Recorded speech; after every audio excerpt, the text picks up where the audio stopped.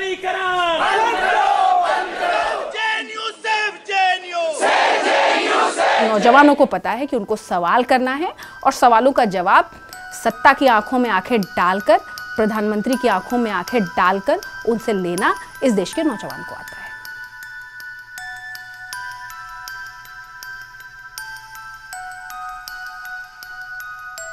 Student movement हमेशा से देश के इतिहास में अगर हम देख लें तो स्टूडेंट मूवमेंट्स ने एक बहुत बड़ी भूमिका निभाई है। चाहे वो आज़ादी के पहले का समय हो, जिस तरीके से फ्रीडम मूवमेंट चला और उसमें देश की यूनिवर्सिटीज़ और कॉलेजेस से निकलकर यूथ ने हिस्सा लिया। भगत सिंह के साथ भी इस देश का यूथ खड़ा हुआ, गांधी के साथ खड़ा हुआ और इस देश के पूरे फ्रीडम मूवमेंट में वो हिस्सा बना। जब मंडल कमंडल का पूरा रिजर्वेशन और एंटी रिजर्वेशन मूवमेंट चल रहा था, उसमें भी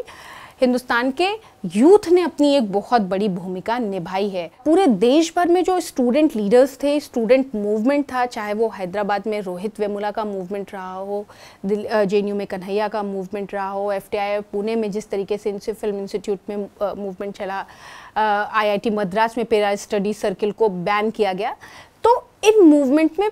पूरे देश के स्टूडेंट्स ने अपनी जो है सॉलिडेरिटी जाहिर की और इस लड़ाई को आगे ले जाने की बात की। जो लड़ाई हैदराबाद में रोहित की लड़ी जा रही थी, वो दिल्ली की सड़कों पे उत्तर प्रदेश का युवा भी निकलकर लड़ रहा था।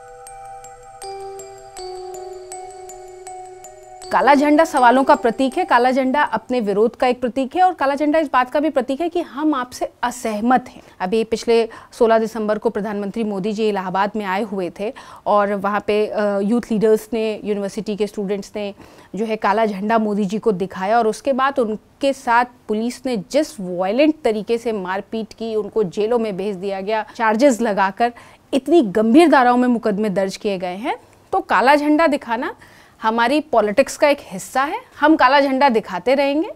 लेकिन हाँ, मोदी जी को काले झंडे से बहुत डर लगता है और शायद यही कारण है कि मोदी जी ने अपनी अगली रैली के लिए इलाहाबाद में आने के बाद से वो इतने डरे हुए हैं कि अगली रैली के लिए उन्होंने कहा है कि हर तरीके की ब्लैक चीज़ों को प्रोहिबिटेड कर दिया गया है, रोक दिया गया है। लेकिन नौजवानों को पता है कि उनको सवाल करना है और सवालों का जवाब सत्ता की आंखों में आंखें डालकर, प्रधानमंत्री की आंखों में आंखें डालकर उनसे लेना इस देश के नौजवान को आता है।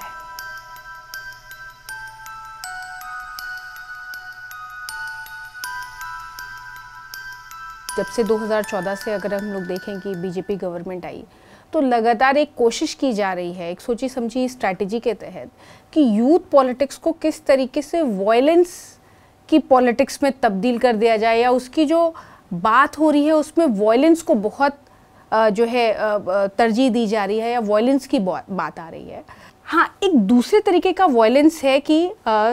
जो बीजेपी या कह सकते हैं कि राइट विंग के लोग हैं, वो किस तरीके से चाहते हैं कि वो मूवमेंट के अंदर वॉयलेंस को लाकर मूवमेंट को ख़त्म करने की जो कोशिश की जाती है, वो एक पूरी सरकार की सोची समझी साजिश है। जितना क्रिमिनलाइजेशन स्टूडेंट्स का या यूथ का किया गया,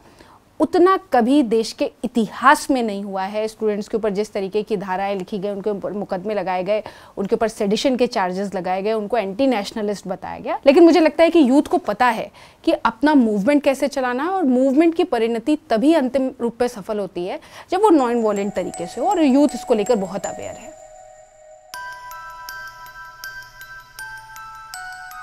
ये बात एकदम सही है कि 2014 में एक गलत तरीके से प्रोपोगेंडा फैलाने के लिए या फिर मार्केटिंग के लिए जिस तरीके से बीजेपी ने सोशल साइट्स का यूज़ किया, लेकिन अब उसका एक काउंटर नैरेटिव भी खड़ा हो रहा है कि मोदी जी जब भी झूठ बोलते हैं तो उसके 10 मिनट में यूथ उनकी पूरी झूठ का कच्चा चिट्ठा और इतिहास निकालकर सोशल साइट्स पर तमाम इतिहास के पन्नों के साथ, डेटा के साथ और तमाम तथ्यों के साथ आता है और बताता है कि प्रधानमंत्री जी, आपको देश में झूठ नहीं बोलना चाहिए। लेकिन मैं इसमें एक बात बिल्कुल कहना चाहती हूँ कि इस देश के नौजवानों से कि सोशल मीडिया हमारे मूवमेंट का एक हिस्सा हो सकता है, लेकिन सोशल मीडिया मूवमेंट नहीं हो सकता है, क्योंकि सोशल मीडिया मूवमेंट में मास को जोड़ तो सकता है, लेकिन उसकी लीडरशिप निकलकर और उसकी लड़ाई हमें सड़कों पर ही लड़नी होगी। मुझे लोहिया जी का वो शब्द बार बार याद आते हैं कि संसद आवारा हो जाती है जब सड़कें सूनी हो जाती हैं। तो इन सड़कों को सूना नहीं होने देना है और हम लोगों को अपने देश की लड़ाई सड़कों पर निकलकर लड़नी पड़ेगी। सड़कों से होते हुए संसद तक पहुंचना होगा, पार्लियामेंट तक।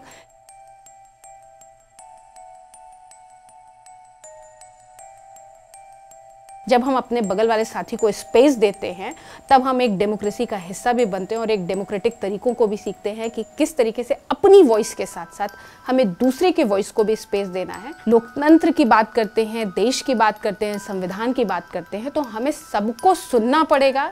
सबको साथ लेकर चलना पड़ेगा और जो भी अनडेमोक्रेटिक फोर्सेज हैं उनके खिलाफ सड़क पर मिलकर साथ में लड़ना होगा।